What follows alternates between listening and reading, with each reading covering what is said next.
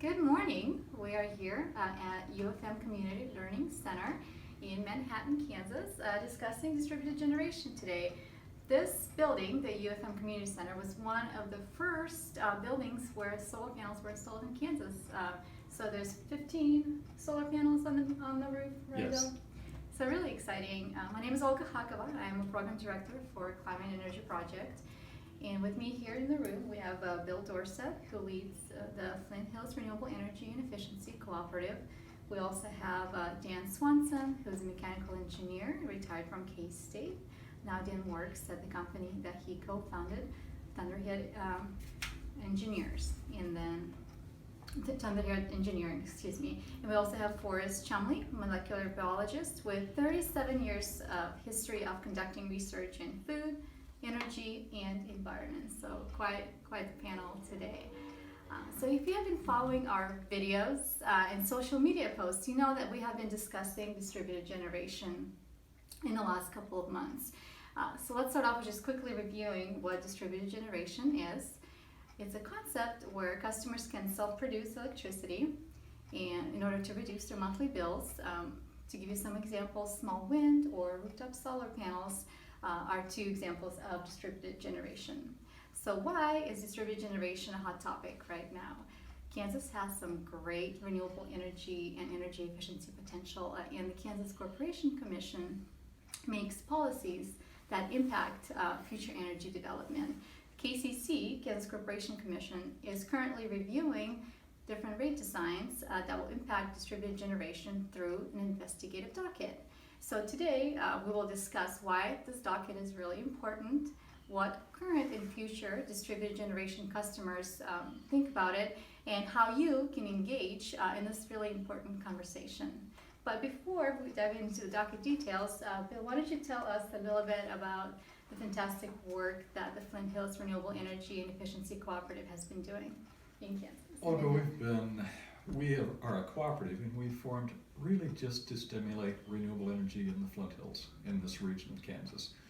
We are a nonprofit, and we buy in bulk so that people get lower prices, and then we very often help each other install the systems once we buy the hardware. So we can benefit each other by having skilled help as well as spending hardware, and it works out for everyone. Very good. I was fortunate enough to be at one of the installations in Lawrence, Kansas, and it was a great time. So I encourage you to check out Flint Hills Renewable Energy and Efficiency Cooperative and see the work that they're doing. It's fun. Yeah. So thank you for sharing that, Bill. This distributed generation docket is investigative for a reason. We have not had extensive studies done in Kansas on the value of distributed generation yet.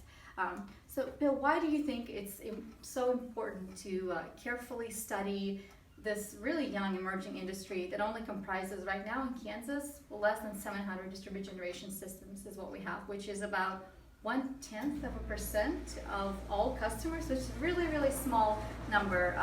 So why is it important to take a look at the overall distributed generation value before talking about any kind of rate design? So many places around the country are not just around the country, but also in our country, California, New York, all through the Southwest, Germany, Japan, Korea, huge numbers of people and countries around the world have much more installed capacity than we have. Germany is probably 15-20%, sometimes they're probably higher than that. So we have a lot of people's experience that we can learn from, and it's a real mistake to wait until everybody else has it for us to even begin doing it. It benefits our businesses, it benefits our environment. It's something that we should make plans for right now. It's essential. We definitely have the resource for it in Kansas, so why not take advantage of it, right? Yes. This docket and the KCC's decision will have power to impact our energy prices. Distributed generation customers, utilities, and the growing solar and distributed wind industries, deserve a fair rate. What encouraged Forrest and Dan? What encouraged you to install your solar panels? Well, I've always been interested in energy, so I've worked as both in the nuclear industry. We were building the breeder reactor at the time. And then I've also done a lot of research work on geothermal energy. So I've always had interest in energy. Our house is fairly efficient, and when it became clear that the cost of solar is at least break even at this point, I really just wanted to try it out. So we installed 24 panels on our house. Test it out. Forrest? My story is almost the same. So we have 24 panels installed on ground-based mounts in our yard, and we were very excited to give it a try. So our array has been in action for about a year now, and we're very pleased with the performance we're getting, and we went through some of the very same thought processes that Dan was describing, and certainly we're encouraged to get started down this road because of being part of Freak and being able to take care of or take advantage of those cost reductions and other opportunities that Bill was referring to. It's really fun to get this whole group together and kind of share our knowledge and work together on installing solar capacity. So can I just, I mean, I've been really impressed with how well our system has performed. It's been much better than I expected. We have like a 7 kilowatt maximum power generation, and we're making over 50 kilowatt hours a day right now. And our house usage should be between 10 and 20 kilowatt hours a day. So we're overproducing than what we are using. So. Well, you better buy yourself an electric Yeah. vehicle. There you go, there's That's a tip. next. Well, it sounds like you're very happy with your solar installations. Yeah. So, Yes. as you know, as customers of someone who has installed solar panels, why is a fair rate, distributed generation rate, why is that important to you? Well, it's important to me because I want to pay my fair share. I certainly don't want the benefit we're getting from solar to come at with a penalty towards other people around the system. But it does need to be fair, and the charges for distributed energy production can't be structured in a way that prevents people from doing what we're talking about. So it has to be balanced correctly. Absolutely.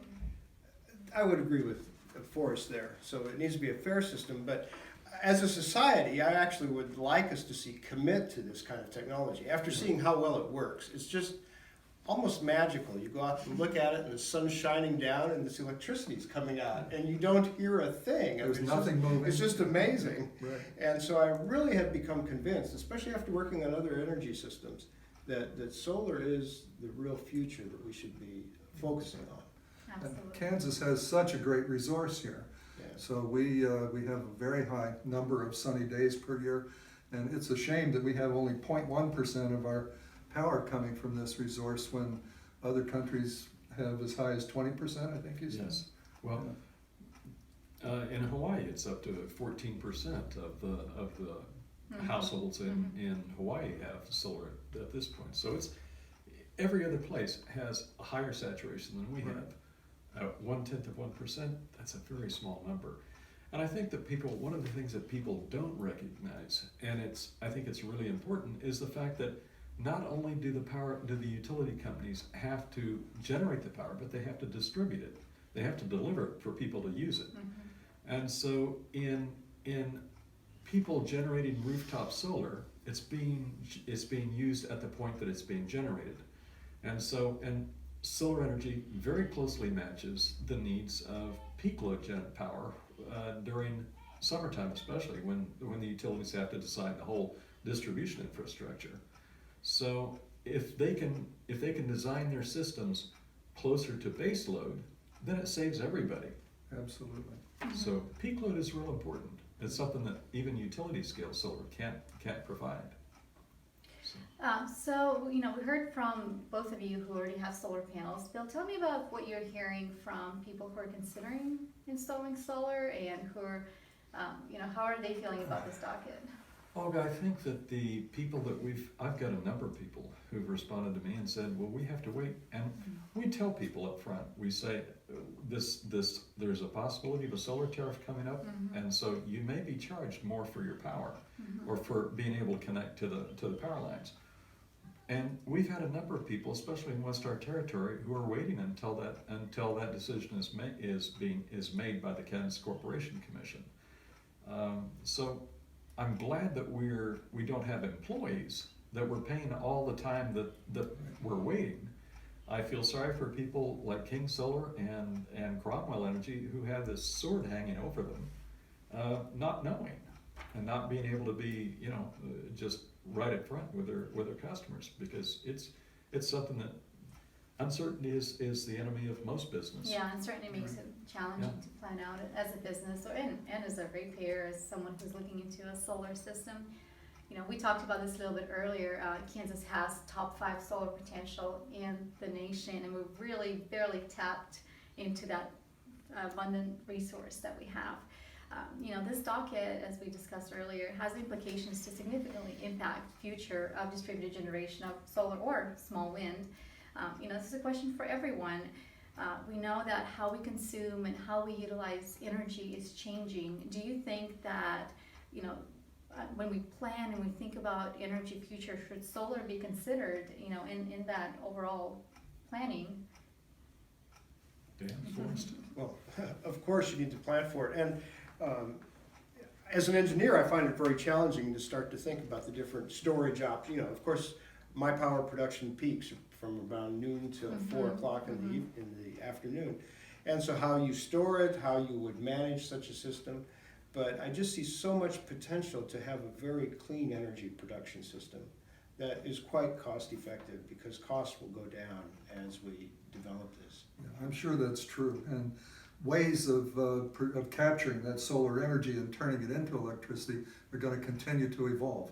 So these panels that we're using right now, I'm sure, are not the end of that story. It's important for us to get on the road, as Bill said. We're at the beginning here, but it's very important for us to know we're at the beginning and to be all there together, ready to build for this good future. I think this process, this docket, needs to be completed in a timely manner. We can't have people waiting, for a decision. That needs to happen. So we need the right kind of decision to be made, I think, one that we all understand. But also making sure they take their time. Absolutely.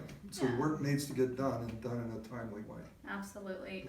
Yeah. So why is it important for you to have choice in terms of where your energy comes from?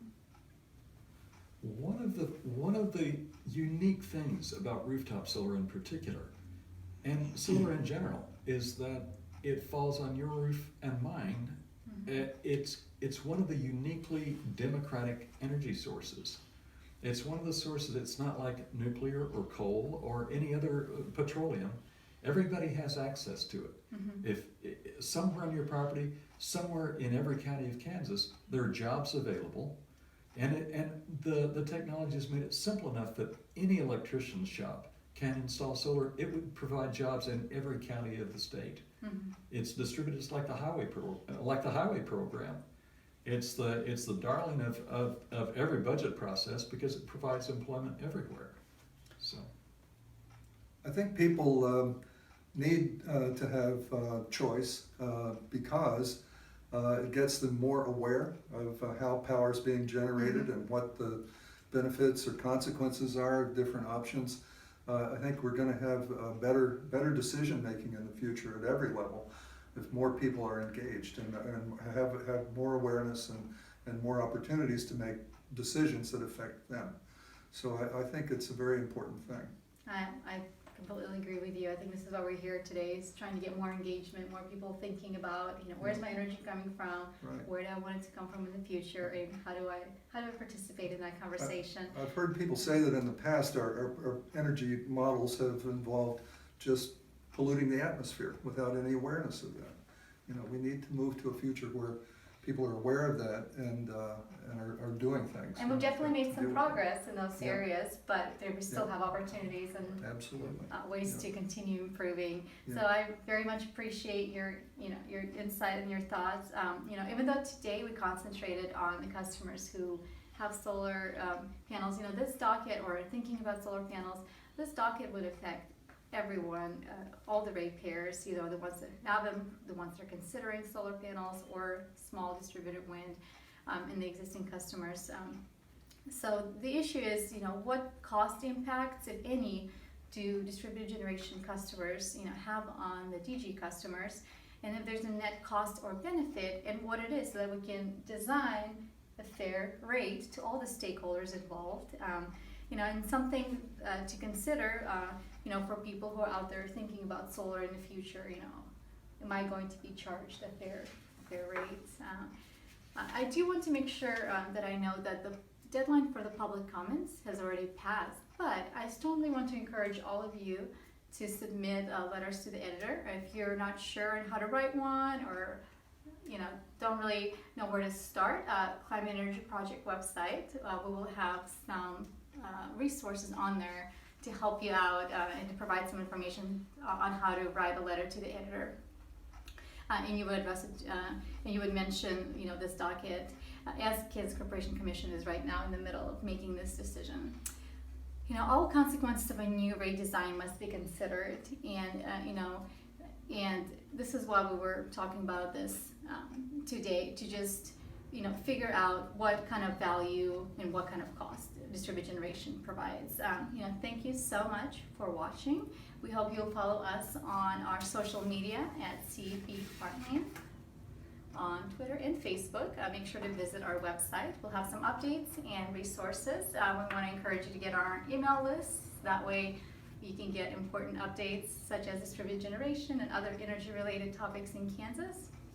And thank you all, Bill. Thank you so much, and thank you, Dan. Thank you, Forrest, for joining us this afternoon. And thank you for helping us create a practical solutions for a clean energy future in Kansas. Olga, thank you. Thank you. Thanks.